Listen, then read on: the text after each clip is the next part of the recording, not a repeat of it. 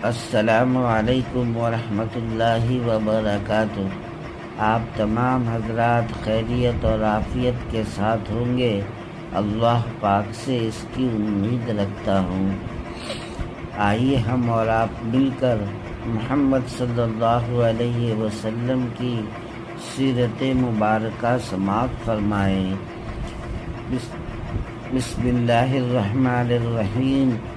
آپ صلی اللہ علیہ وسلم کا سب سے پہلا کلام حلیمہ کا بیان ہے کہ جس وقت آپ صلی اللہ علیہ وسلم کا دودھ چھڑایا تو یہ کلمات آپ صلی اللہ علیہ وسلم کی زبان پر جاری ہوئے: اللہ اکبر کبیرہ والحمد للہ حمدا کثیرا وسبحان اللہ بکرۃ واصیلا۔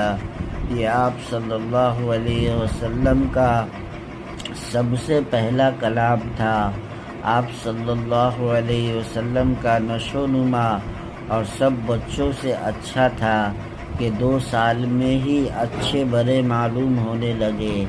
اب ہم حسب قاعدہ آپ صلی اللہ علیہ وسلم کی والدہ کے پاس لائے، مگر آپ صلی اللہ علیہ وسلم کی برکات کی وجہ سے آپ صلی اللہ علیہ وسلم کو چھوڑنے کو جی نہ چاہتا تھا۔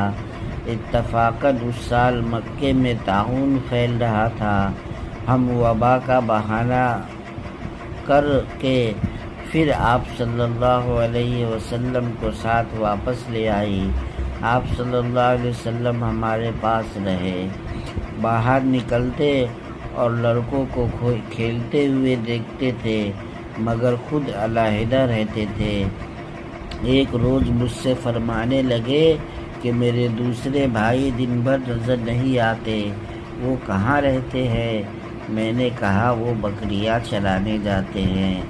آپ صلی اللہ علیہ وسلم نے فرمایا مجھے ان کے ساتھ بھیجا کرو، اور اس کے بعد اپنے رضاعی بھائی عبداللہ کے ساتھ جایا کرتے تھے۔